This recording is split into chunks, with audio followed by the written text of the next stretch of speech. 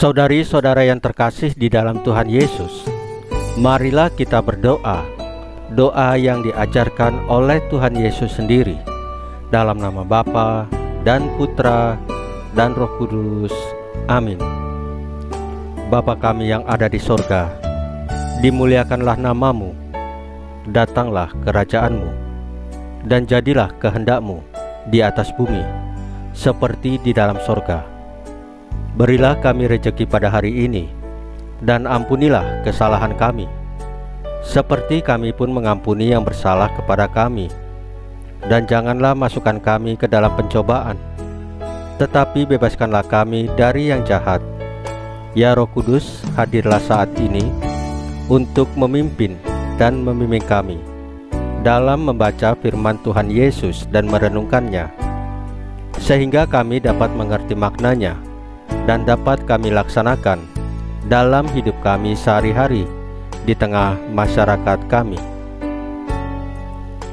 Pembacaan Injil Markus bab 6 ayat 30 sampai 34. Mengakui keterbatasan kita. Pada waktu itu, Yesus mengutus murid-muridnya mewartakan Injil. Setelah menunaikan tugas itu, mereka kembali berkumpul dengan Yesus dan memberitahukan kepadanya semua yang mereka kerjakan dan ajarkan.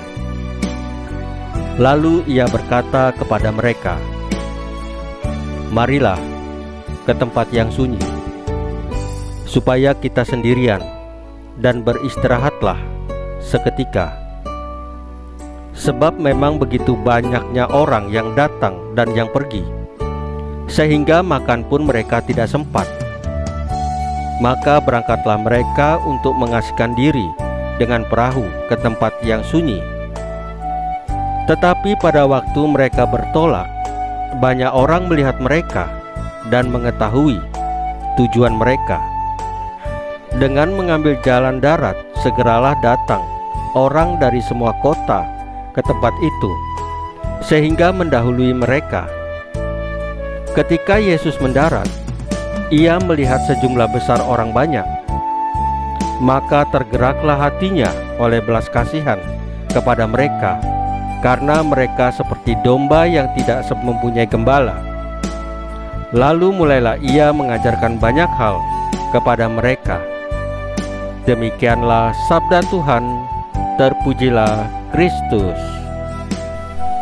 Saudari-saudara yang terkasih di dalam Tuhan Yesus, setelah para murid menunaikan tugas perutusan, Yesus mengajak mereka beristirahat, seperti halnya Allah yang beristirahat pada hari ke-7 sesudah menciptakan alam semesta selama 6 hari.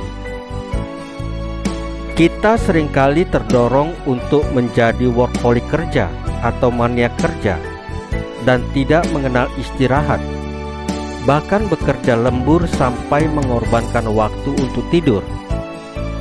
Tidak ada waktu untuk keluarga, tidak ada waktu untuk sahabat, tidak ada waktu untuk sendiri, dan tidak ada waktu untuk Allah. Akibatnya, kesehatan kita terganggu dengan munculnya berbagai penyakit. Beristirahat dari kerja merupakan pengakuan bahwa kita ini makhluk terbatas dan membutuhkan kebersamaan dengan manusia, dengan keluarga, dan dengan Allah. Kita bukan robot yang bisa bekerja 24 jam sehari, 7 hari seminggu.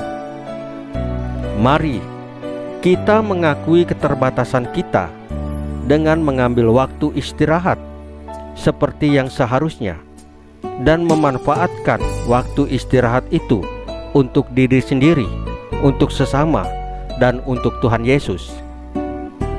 Saudari-saudara yang terkasih di dalam Tuhan Yesus, marilah kita berdoa. Ya Bapa yang Maha Rahim, Engkaulah pencipta kami. Tuntunlah kami dengan Roh Kudus-Mu, agar kami dapat mengakui keterbatasan kami, dan dengan gembira mengambil waktu istirahat untuk mendekatkan diri dengan sesama, dengan keluarga, dan dengan Engkau, ya Tuhan Yesus. Salam Maria, penuh rahmat, Tuhan sertamu. Terpujilah Engkau di antara wanita, dan terpujilah buah tubuhmu Yesus. Santa Maria Bunda Allah, doakanlah kami yang berdosa ini, sekarang dan waktu kami mati. Ya Tuhan Yesus, tabahkanlah iman kami hanya kepadamu saja, karena Engkau adalah Tuhan dan Juru Selamat kami satu-satunya, tidak ada yang lain. Dalam nama Bapa dan Putra dan Roh Kudus. Amin. Saudari-saudara yang terkasih di dalam Tuhan Yesus, bacaan firman dan renungan hari ini sudah selesai. Tuhan Yesus memberkati kita semua.